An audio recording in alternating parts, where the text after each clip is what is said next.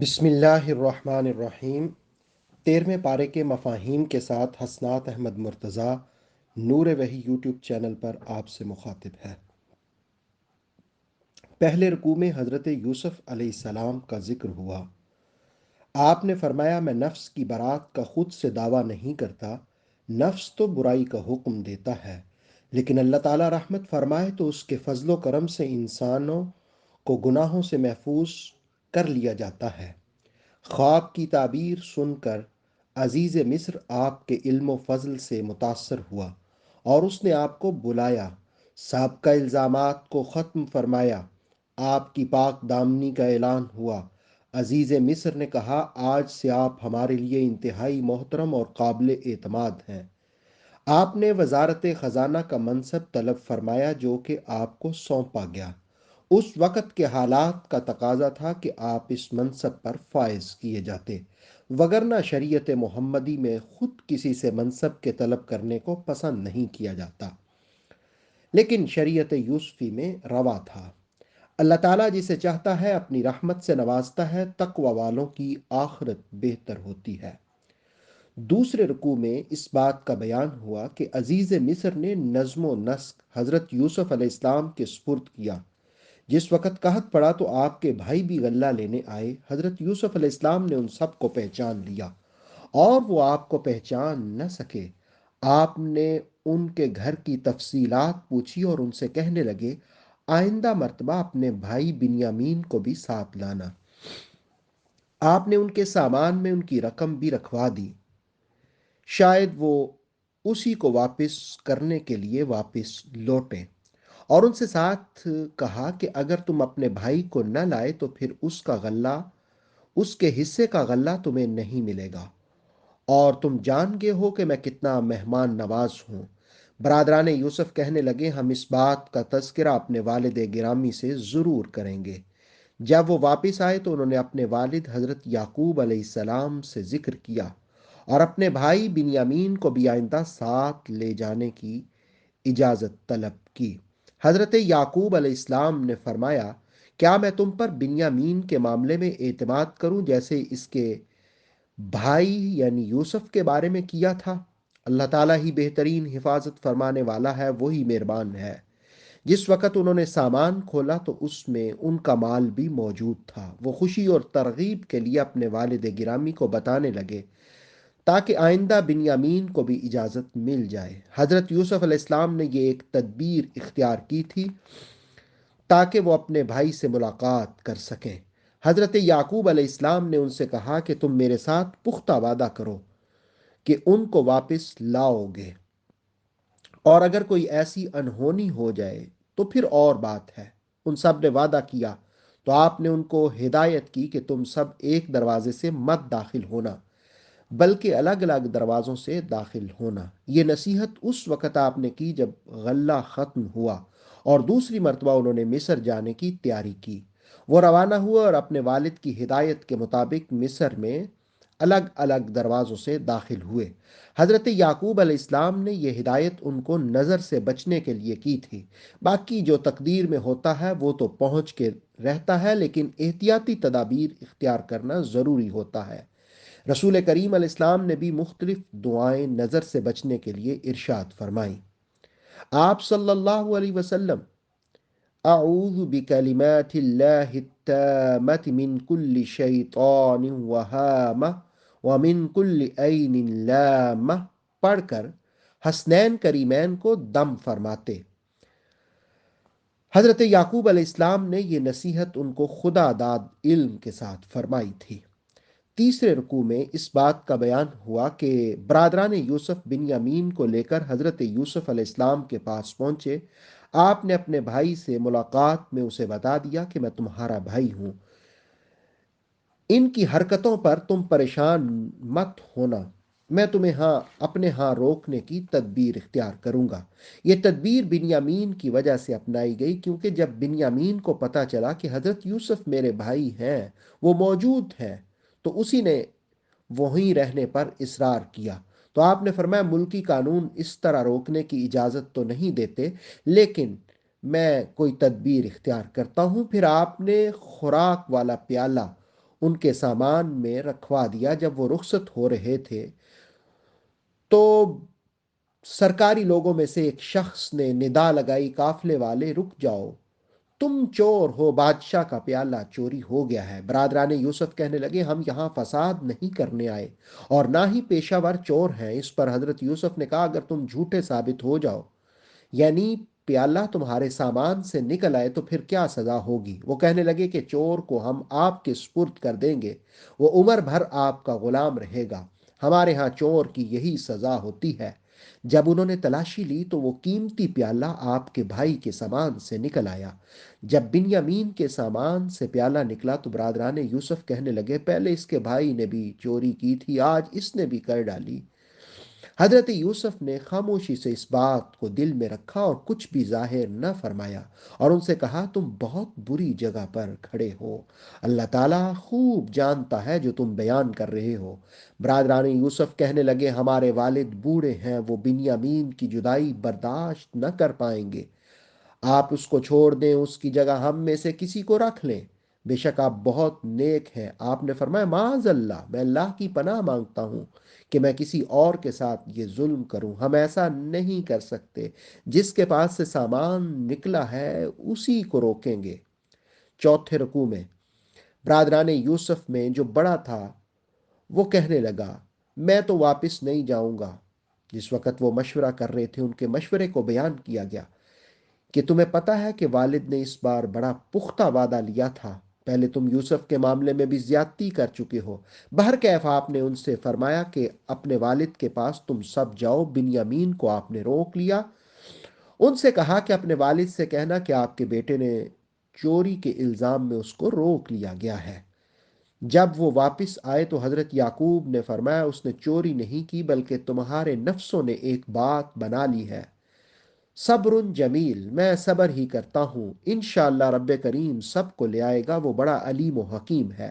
حضرت یعقوب علیہ السلام نے ان سے منہ پھیر لیا، ہر وقت وہ یوسف علیہ السلام کو یاد کرنے لگے اور اسی جدائی کے غم میں ان کی آنکھیں سفید ہو گئیں۔ بیٹوں نے کہا کہ آپ ہر وقت یوسف کو یاد کرتے ہیں، اس سے آپ کی صحت بگڑ جائے گی۔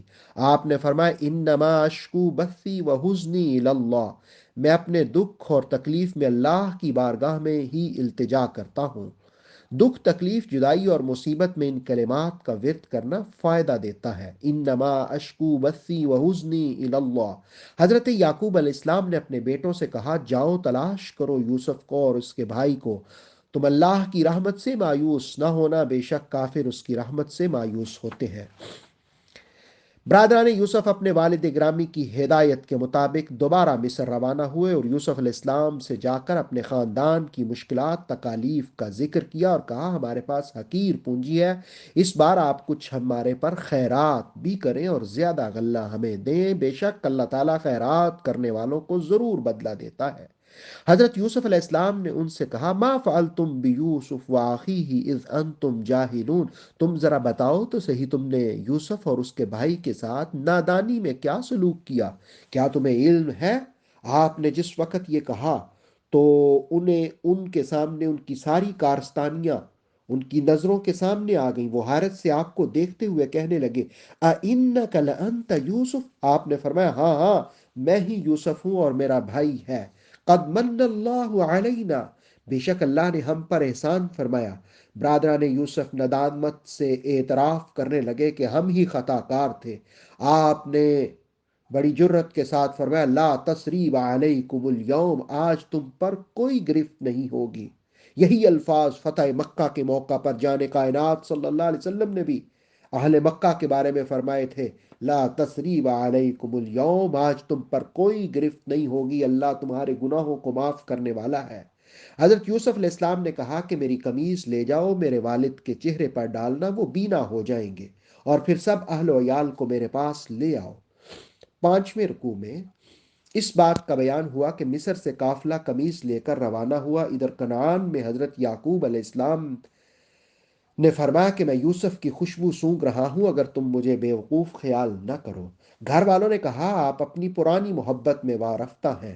جب وہ پیراہن لایا گیا تو آپ کے چہرے پر ڈالا گیا تو آپ نے خوشی اور مسرت سے کہا میں اللہ کے دیے علم سے جو جانتا ہوں تم نہیں جانتے۔ بیٹوں نے اپنے والد کے سامنے بھی اپنے گناہوں کا اعتراف کیا اور ان کی خدمت میں عرض کیا آپ اللہ تعالیٰ سے ہمارے لیے مغفرت طلب کریں، تو حضرت یعقوب نے کہا کہ میں مغفرت طلب کروں گا، اور پھر یہ قافلہ آپ کی قیادت میں مصر روانہ ہوا۔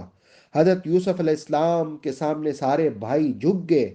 یوسف علیہ السلام نے ابا جان سے کہا یہ ہے میرے خواب کی تعبیر، اللہ نے مجھے کرم فرمایا، مجھے جیل سے بھی نکلوایا، اور شیطان نے جو میرے اور میرے بھائیوں کے درمیان ناچاکی ڈالی تھی اس کو بھی دور کر دیا۔ میرا رب علیم و حکیم ہے، اسی نے خوابوں کی تعبیر مجھے سکھائی ہے۔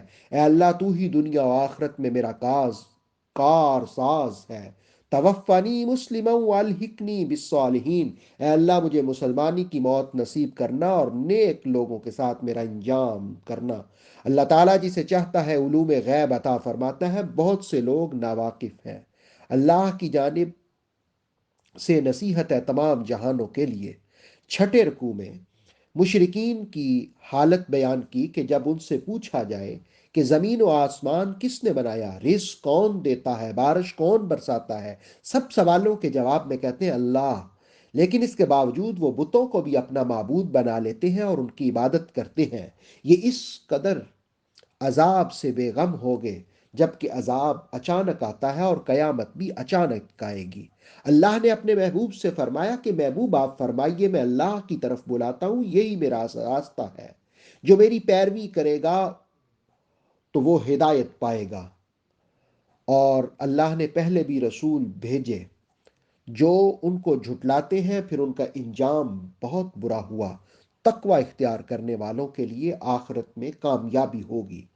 سورہ مقدسہ کے اختتام پر قرآن کی عظمت کو بیان کیا۔ قرآن پہلی قوموں کی داستانیں سناتا ہے تاکہ عبرت اور نصیحت حاصل کی جائے۔ قرآن پہلی کتابوں کی تصدیق کرتا ہے۔ اللہ نے ہر چیز کی تفصیل قرآن میں بیان کر دی۔ اس کے بعد سورہ رات کا آغاز ہوا اور 13ویں پارے کا 7ویں رکوع کا۔ سورہ رات میں 6 رکوع اور 43 آیات ہیں۔ الف لام میم حروف مقطعات سے آغاز ہوا، پھر اس بات کو بیان کیا کہ قرآن کو حق کے ساتھ نازل کیا گیا، اس کی آیات روشن ہیں، بہت سے لوگ قرآن کی رفت سے بے خبر ہیں۔ قرآن کی شان بیان کرنے کے بعد اللہ کی توحید کے دلائل دیے گئے۔ کچھ لوگوں کا خیال تھا کہ ایک ہی ہستی کیسے اتنی وسیع و عریض کائنات کا نظام چلا سکتی ہے۔ انہیں بتایا گیا کہ اللہ نے ہی بغیر کسی ستون کے آسمانوں کو بنایا۔ وہ عرش پر متمکن ہونے والا رب، اسی کے حکم سے چاند سورج آتے ہیں۔ اس کائنات میں ہر چیز ایک مقررہ مدت میں ہے۔ اسی نے زمین کو پھیلایا اور اس میں پہاڑ اور دریا بنائے، ہر قسم کے پھلوں کے جوڑے بنائے، یعنی نر اور مادہ۔ دن کو رات ڈھانپ لیتی ہے۔ ان تمام اشیاء میں غور و فکر کرو۔ جس وقت غور و فکر کرو گے تو اس کی نشانیاں تمہیں دکھائی دیں گی۔ یہ اسی کی شان ہے کہ اسی کی بنائی ہوئی زمین میں کہیں انگوروں کے باغات، کہیں کھیتیاں اور کہیں کھجوریں، ان سب کو ایک پانی ہی سے سیراب کیا جاتا ہے، لیکن ذائقے مختلف ہیں۔ یہ اسی کی نشانیاں ہیں۔ ان نشانیوں کو دیکھ کر بھی انکار کرنے والوں کی گردنوں میں طوق ہوں گے۔ جو عذاب میں جلدی کرتے ہیں ان کو پہلے لوگوں کے قصے پڑھ کر عبرت حاصل کرنی چاہیے۔ اللہ پاک نے حضرت محمد صلی اللہ علیہ وسلم کو ہر قوم کے لیے ہادی بنا کر مبعوث فرمایا۔ 8ویں رکوع میں اللہ کی شان بیان ہوئی کہ شکم مادر میں نطفہ کی جنس کو بھی وہ خوب جانتا ہے، ہر پوشیدہ کو، راتوں میں چھپنے والوں کو بھی وہ خوب جانتا ہے۔ انسان کی نگرانی کرنے کے لیے فرشتے ہمہ دم تیار رہتے ہیں۔ اس حقیقت کو بھی جان لو، اللہ کسی قوم کی تقدیر اور حالت اس وقت تک نہیں بدلتا جب تک وہ خود اپنی حالت کو نہ بدلیں، اپنے اندر تبدیلی پیدا نہ کریں۔ جب اللہ کسی کو تکلیف پہنچانے کا ارادہ فرماتا ہے تو اس کو کوئی روک نہیں سکتا۔ آیت 13 میں ہے کہ رعد اور فرشتے اس کی حمد کرتے ہیں۔ اس سورہ مقدسہ کا نام بھی رعد ہے۔ رعد ایک فرشتہ ہے جس کے ذمہ بادلوں کا نظام اور تدبیر ہے۔ آیت 13 کا پس منظر یہ ہے کہ نبی علیہ الصلوۃ والسلام نے ایک شخص کو دعوت دینے بھیجا۔ صحابہ آئے تو کہنے لگے کہ وہ کہتا ہے کہ رب سونے کا ہے، یہ چاندی کا، جس کو میں نے دیکھا نہیں اس پر کیسے ایمان لاؤں؟ واپس آئے تو حضور علیہ السلام نے پھر بھیجا، پھر اس نے اسی قسم کی باتیں کی، پھر واپس آئے تو پھر بھیجا، بار بار جب بھیجا، آخری بار بجلی کی کڑک سے وہ راکھ ہو گیا۔ صحابہ واپس آ رہے تھے تو ایک اور صحابہ کی جماعت ملی اور ان سے کہا کہ وہ جل گیا ہے۔ تو انہوں نے کہا آپ کو کیسے پتا؟ انہوں نے کہا رب ذوالجلال نے رسول اللہ علیہ السلام پر آیت نازل کی جس میں اس بات کا اظہار ہے، وَهُوَ شَدِيدُ الْمِحَالِ، حضور نے خبر دی ہے۔ سورہ رات کی آیت 15 میں سجدہ کی آیت ہے۔ آیت 16 میں کہا کہ بت نفع و نقصان کچھ نہیں پہنچا سکتے، اندھا اور دیکھنے والا برابر نہیں، اندھیرا اور نور برابر نہیں، بت جنہوں نے کچھ نہیں بنایا، اور اللہ وہ ہے جس نے ہر شے بنائی ہے اور وہ سب پر غالب ہے۔ آیت 17 میں حق و باطل کی مثال بارش کے ساتھ بیان کی کہ بارش برسے تو گلیوں وادیوں میں پانی تیزی سے بہتا ہے، اوپر جھاگ آ جاتی ہے۔ اسی طرح سونا چاندی اور مختلف دھاتوں کو پگھلایا جائے تو جھاگ آتی ہے۔ آپ کچھ دیر کے بعد دیکھیں تو پانی پر اور دھاتوں پر جھاگ کا وجود ختم ہو جاتا ہے، نیچے اصلی دھات رہ جاتی ہے۔ اسی طرح حق قائم رہتا ہے اور باطل جھاگ کی طرح اپنا وجود کھو دیتی ہے۔ آیت نمبر 18 میں بتایا رب کا حکم ماننے والوں کے لیے بھلائی ہے اور نہ ماننے والوں کے لیے عذاب۔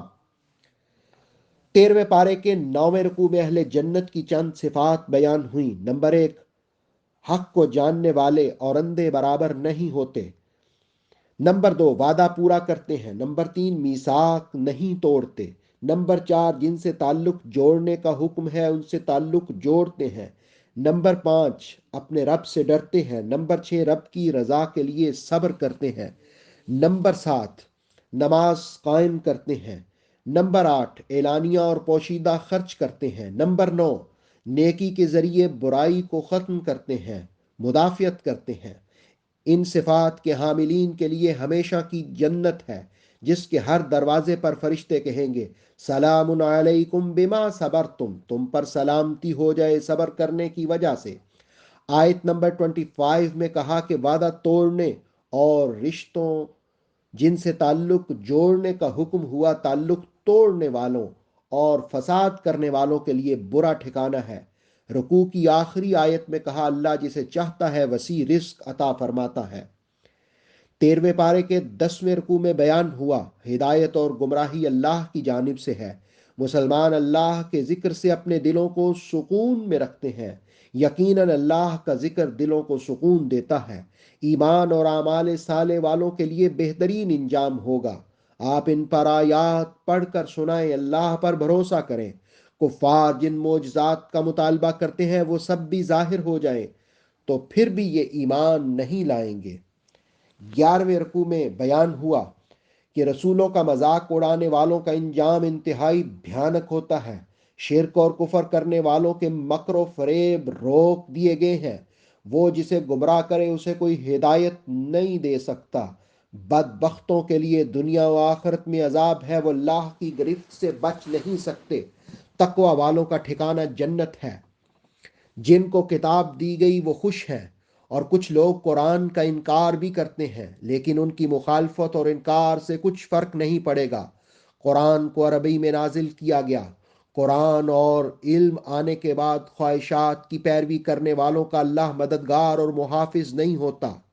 13ویں پارے کے 12ویں رکوع میں بیان ہوا کہ رسول کریم علیہ السلام سے پہلے بھی رسول تشریف لائے، ان کے اہل و عیال بھی تھے، لیکن وہ اللہ کے اذن سے نشانی اور معجزات کا اظہار فرماتے۔ اللہ جسے چاہتا ہے مٹاتا ہے، جسے چاہتا ہے باقی رکھتا ہے۔ اللہ کے حکم کو کوئی بدل نہیں سکتا۔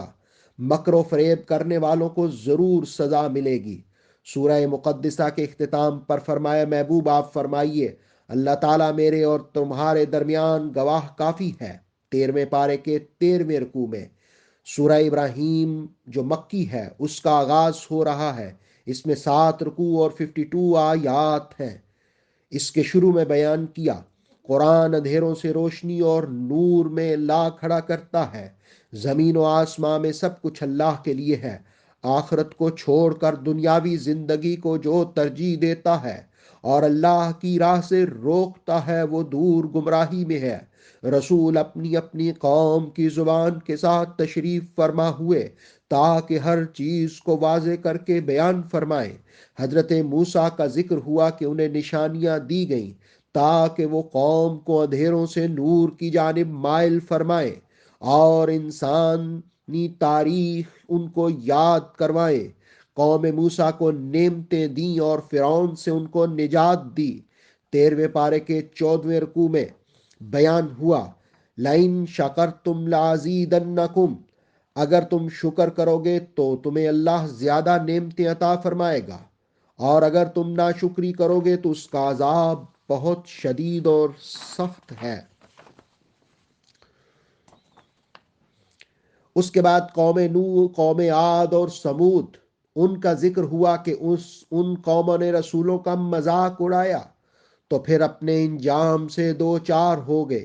رسول کہتے کہ اللہ کی تخلیق پر شک نہ کرو، وہ تمہیں مہلت دیتا ہے تاکہ تم اپنے گناہوں پر معافی طلب کر لو، لیکن نادان کہتے ہیں ہماری رہنمائی کے لیے کیا بشر ہی کو بھیجنا تھا اس نے؟ رسولوں نے کہا اللہ جسے چاہتا ہے اسے اپنے فضل سے سلطان یعنی دلیل عطا فرماتا ہے، ہم اسی پر بھروسہ کرتے ہیں۔ 13ویں پارے کے 14ویں رکوع میں بیان ہوا، کفار نے جب رسولوں کو دھمکیاں دیں کہ ہماری ملت کو اپناؤ یا ہم تمہیں ملک بدر کریں گے، اللہ رب العالمین نے رسولوں سے فرمایا گھبراؤ نہیں، گھبرانا نہیں ہے، ظالم ہلاک ہو جائیں گے۔ رسولوں نے فتح کی دعا مانگی تو اللہ رب العالمین نے ان کی دعاؤں کو اجابت کا شرف عطا کیا، اور ظالم لوگوں کو جہنم میں خون اور پیپ پلائی جائے گی، ایک گھونٹ بھی اس کا بھرنا مشکل ہو جائے گا۔